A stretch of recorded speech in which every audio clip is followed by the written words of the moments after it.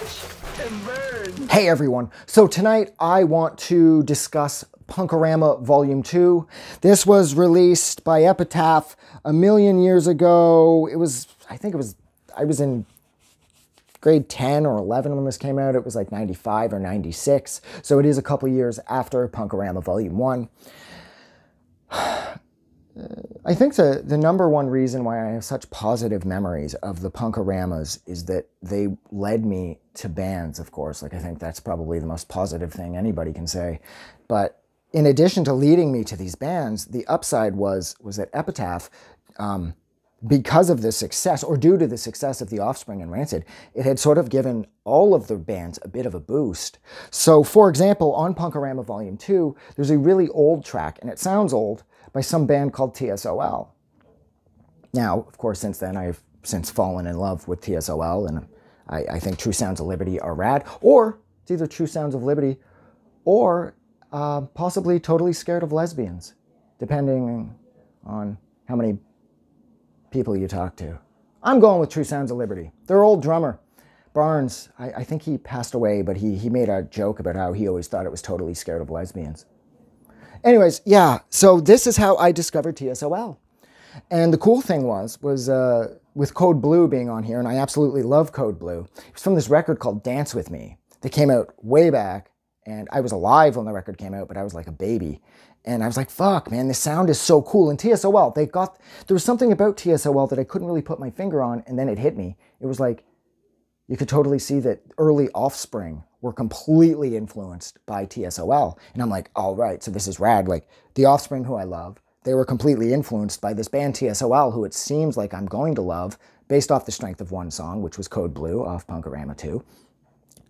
And because Epitaph's reach was greater at this point, Dance With Me, or the re-release of Dance With Me, was in my local music world. It was a little pricey too. I think it was like 30 bucks, but somehow I scraped the money together and I bought it and I loved it. I plan on doing a whole thing on these Epitaph releases that were pivotal for me growing up. So I will do a video for TSOL's Dance With Me at some point. But yeah, so I found TSOL through this release, and I also discovered the fucking New Bomb Turks. They closed this out with Jukebox Lean. I absolutely loved that song. And from that point forward, I would spend years tracking down the first handful of records. And New Bomb Turks, again, I'm not going to get too into it. I will do a whole series of videos dedicated to their releases. But New Bomb Turks, they fucking kicked ass. They were like, they sort of, I don't know, it's like, they had this sort of raw, sort of like, almost like a mechanical sense of speed to them, and they were so obsessed with, like, they're very American, and I love that. Like, there's this sort of, like, I don't know, it's kind of like this old school sort of, you know, like Greaser sort of vibe that they had. Like, it was almost like the music could have been from the 50s, but considering the fact that their stuff was so incredibly fast, there was no way it was going to be from the 50s. But yeah, I discovered New Bomb Turks as the result of this, and this is where I started to take the Voodoo Glow Skulls a lot more serious, because El Cuculio is on here, and I love that song. And as the result of that song on here, I think the first record I ever bought from the Voodoo Glow Skulls was the band Geek Mafia, and I know that was wait, it wouldn't have been off 2, that would have been 3 or 4. Shit, I shouldn't have said that. But nonetheless, as the result of El Cucuyo being on here, I started to really pay attention to the Voodoo Glow Skulls, because their sort of brand of like mariachi ska was very, very exciting and very energizing. So again, Punk-O-Rama 2 continues the tradition that Punk-O-Rama 1 began with, turning me and people like me onto these like legendary bands that I would love forever, or still love now, 25 plus years later. So the Punk-O-Ramas, they did a really good job of being able to sort of disseminate the punk rock gospel, according to Epitaph, to the masses cheaply, while still probably making Epitaph a ton of money because, you know, back then you had to buy the records in order to hear the music.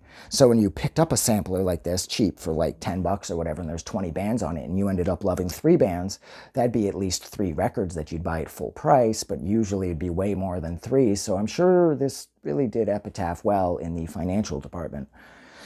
It did me really well in the fucking heart department because this shit has my whole fucking heart.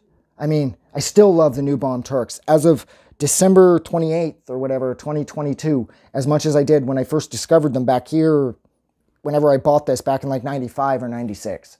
So thank you, Epitaph, and thank you, Punk-O-Rama, for introducing me to these fucking kick-ass bands. But look, I'm going to leave it there. So thank you so much for hanging out with me for a little over 5.5 minutes while I discussed Punk-O-Rama Volume 2, released by Epitaph back in 1996, I'm going to guess. Like always, if you like this review, don't forget to do something nice for somebody. But most importantly, don't forget that the world is a better place because you are in it. I will talk to you guys soon. Have a good night. I just wanted to say thank you for making it through the entire video. I really appreciate it. And I'm going to remind everyone one more time, even though I've probably already done this in the video that you just watched, to please click the like button as well as the subscribe button because it helps this channel grow. And thank you for hitting like and subscribe, and we will see you guys really soon.